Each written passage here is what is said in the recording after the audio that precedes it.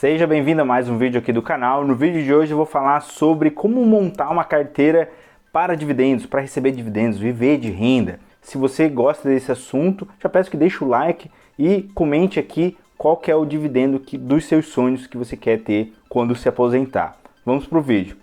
Para começar, a gente precisa entender ali o que são dividendos, tá? Uma dúvida que iniciantes podem ter é, o que são dividendos? Como é que eu faço para solicitar o dividendo numa empresa? Tá, saiba que se você tem empresa que paga o dividendo, você não precisa fazer nada. Automaticamente o dinheiro vai cair na corretora, na sua conta. Você pode pegar aquele dinheiro e gastar, fazer o que você quiser, né? Viver com a renda daquele investimento. Mas a minha sugestão é, se você estiver na fase de acumulação, de crescer o patrimônio, que você reinvista esse dividendo que está caindo na conta, para você se utilizar do efeito bola de neve, que tem um vídeo onde eu falo sobre o efeito bola de neve bem aqui. Sobre fundo imobiliário, a mesma coisa, tá? Você tendo ali fundos imobiliários, você não precisa fazer nada, todo mês, geralmente, tá? A maioria dos fundos imobiliários vão pagar mensalmente, você não precisa fazer nada. Você tendo ele nessa carteira, você vai poder ali usufruir dos dividendos. Já até falei, basicamente, dos principais ativos que eu colocaria numa carteira de dividendos.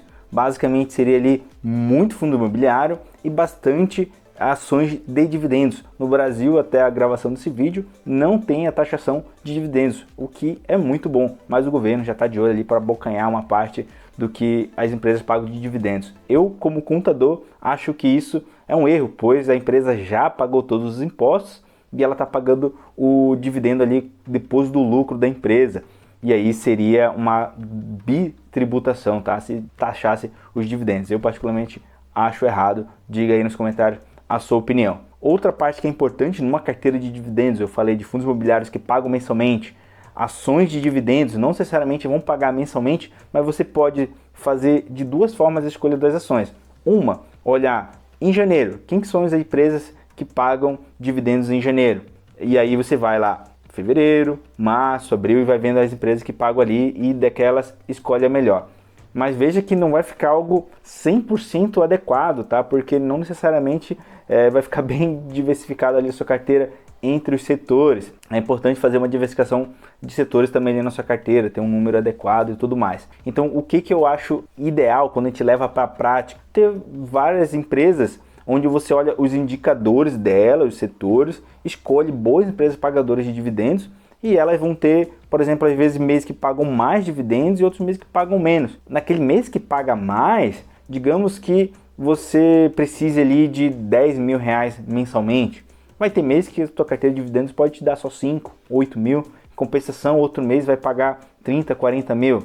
Você vai viver abaixo do padrão de vida quando recebe menos e exagerar quando estiver pagando mais? Não, o que eu falo com meus clientes é colocar um dinheiro ali numa parte de renda fixa, seja um fundo ou outra aplicação, para quando precisar, você ter ali aquele dinheiro já provisionado. Então, na média, ao longo do ano, você vai ter ali, um exemplo, 10 mil por mês, tá? Então isso é importante na hora de você se planejar para não passar perrengue. Então por isso que a terceira parte de uma carteira de dividendos, na minha opinião, seria renda fixa no Brasil. E uma quarta parte seria renda fixa no exterior, para proteção do próprio valor da moeda, tá? O real ao longo dos anos ele vem se inflacionando muito e você diversificar em outra moeda seria interessante. Além de, claro, uma reserva de liquidez, que pode ser essa que você, quando precisa, tá ali na mão para ficar na média desses 10 mil por mês, por exemplo, aí você vai ajustar a sua realidade.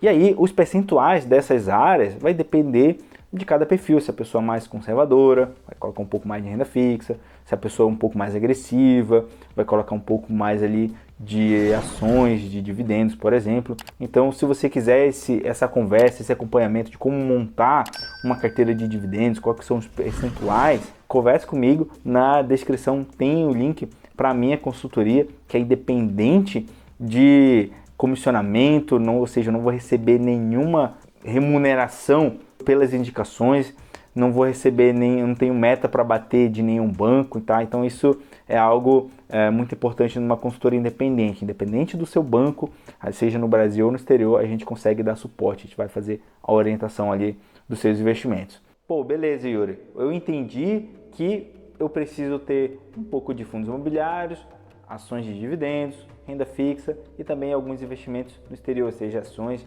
ou até mesmo renda fixa. Como que eu escolho as ações? Aí tem que estudar um pouquinho mais e entender sobre os investimentos, tá? Entender um pouco sobre dados das empresas, onde conseguir. Geralmente você vai ter nos relatórios das empresas, ali nos balanços demonstrativos, na relação com os investidores. É muito importante estar acompanhando. Eu faço esse acompanhamento aqui dos meus clientes, juntamente com os analistas aqui da consultoria. O principal indicador seria ali o dividend yield. Mas aqui tem um ponto de atenção, não é simplesmente olhar quais que são as empresas que têm o maior dividend yield.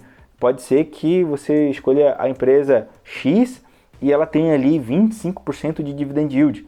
Tenta entender lá no balanço, nas notas explicativas, se aquele dividendo ele tem algum problema, se é porque a empresa às vezes caiu demais o preço da ação por algum problema maior, ou então se aquele dividendo não é recorrente. É muito comum empresas que às vezes vendem um imóvel, isso também se aplica a fundos imobiliários, do nada o dividend yield sobe muito porque ela vendeu às vezes um imóvel muito valioso e distribuiu isso em forma de dividendos e automaticamente esse dinheiro, o percentual subiu, mas não quer necessariamente dizer que vai permanecer com aquele dividendo alto, tá? Então fique muito atento, entenda se aquele dividend yield é recorrente, qual que são a projeção para os próximos meses. O ROI é outro indicador que você tem que ficar de olho na hora de escolher ali uma boa empresa. Quanto maior, melhor. Você vai fazer ali uma diligência, entender de fato como é que está a operacionalização da empresa, se ela gera lucros operacionais ou se vende outros tipos de receita.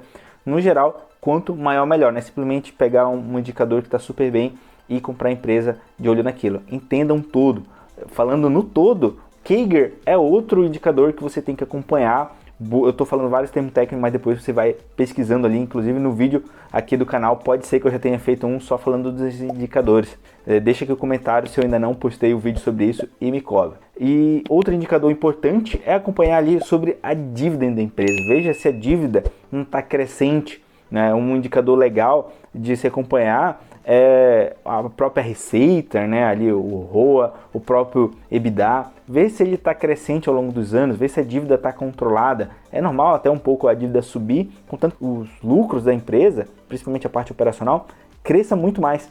O que às vezes acontece do prejuízo subir porque a parte de receita operacional cai e a despesa cresce. Então veja se elas estão andando em conjunto. No mundo ideal, as despesas elas caem e a receita aumenta. Isso gera ali dividendos maiores, porque vai gerar lucros maiores.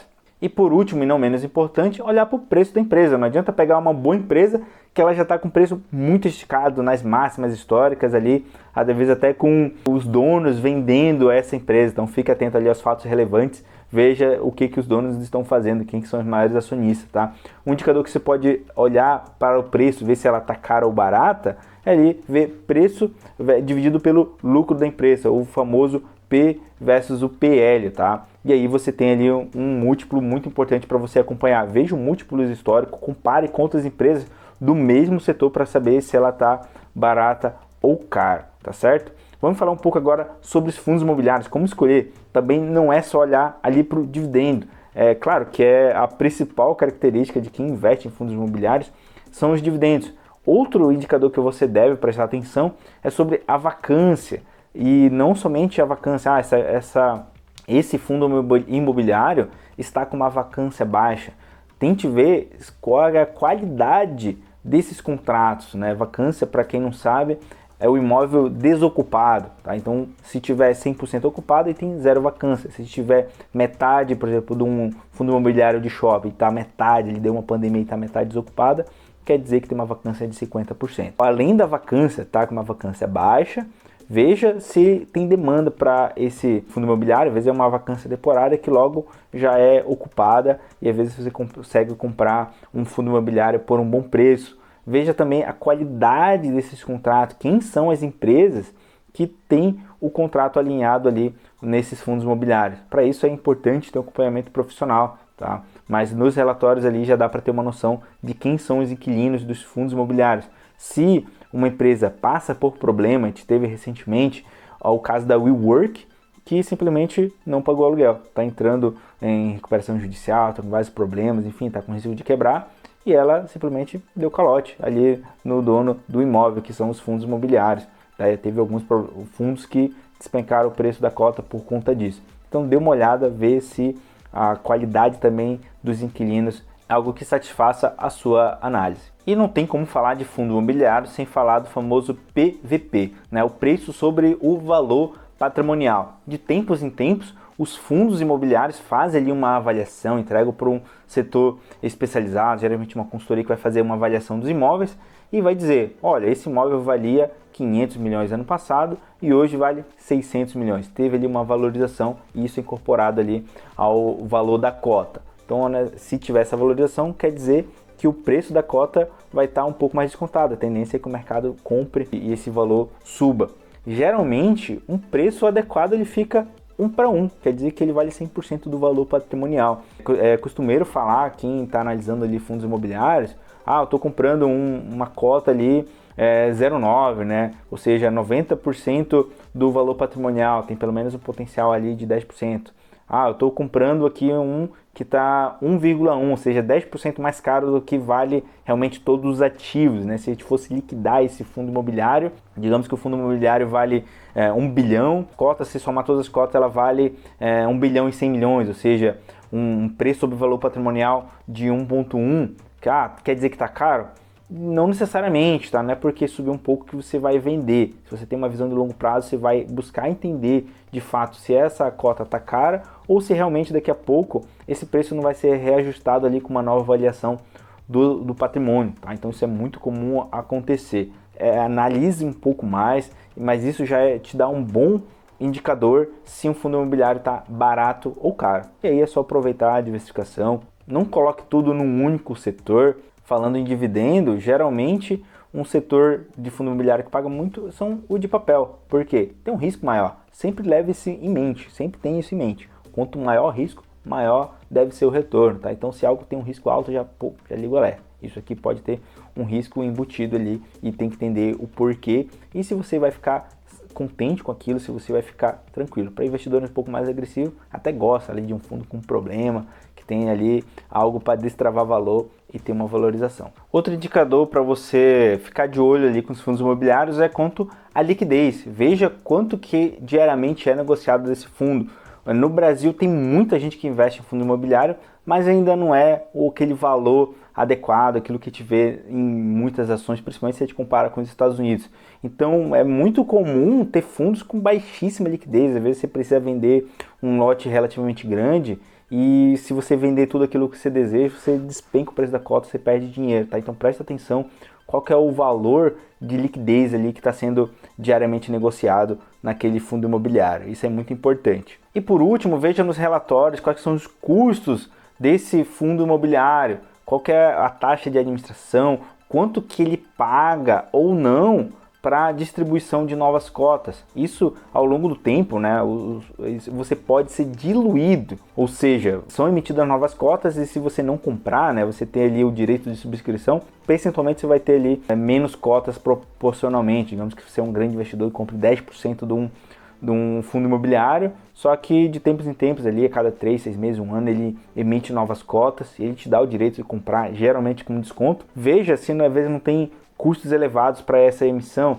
É comum, tá, fundos pagarem caro para distribuidores, assessores de investimento, gerente de banco, enfim, fazer estratégia para que seja oferecido e entre mais capital nesse fundo. Eu acho isso não vou dizer desonesto, tá, mas eu acho isso um pouco feio, um pouco chato ali com os investidores, porque eles são sócios ali desse fundo e eles estão sendo diluídos um pouco, principalmente com essas taxas ali que vai para, geralmente, assessor de investimentos, para corretores fazer campanhas para arrecadar mais dinheiro ali para o fundo, que é a forma como os gestores ganham dinheiro, né? Um percentual do fundo vai para o bolso dos gestores. Então fique de olho, é comum ter fundo que paga 2, 3% de comissão ali para assessores de investimento, ou até mesmo corretores de modo geral. Então fique atento. Hoje existem boas corretoras, boas gestoras de fundo que não oferecem ali comissionamento na hora de fazer a oferta de novas cotas. Existe também as que oferece ali um comissionamento, até porque às vezes vai ser muito difícil alguém recomendar algo que não vai ter ali um comissionamento, tá? mas ela tira do próprio bolso, ou seja, daquilo que ela é remunerada, ela mesma paga, tá? Então fique de olho, mas isso são a minoria. Aqui na consultoria, só para constar, a gente não recebe nenhum comissionamento quando tem ali uma emissão, uma subscrição de fundos imobiliários, então em nenhum momento eu vou estar te oferecendo algo, vamos entrar nesse fundo imobiliário, porque por trás eu vou estar ganhando ali um comissionamento, né? Lá ele. Então acho que é isso, deu para ter uma noção ali de como que seria uma carteira de dividendos para ter renda mensal. Eu gosto ali de 50-50 fundo imobiliário e ações de dividendos. Para quem é um pouquinho mais conservador, dá para colocar ali 10, 20% em renda fixa, tá? Mas isso, converse ali com seus especialistas ou converse comigo caso você queira um acompanhamento para você ter uma carteira de dividendos que gere renda mensal ali para você, tá certo? Se gostou, essa é a última oportunidade para você deixar o seu like. Um forte abraço e até mais!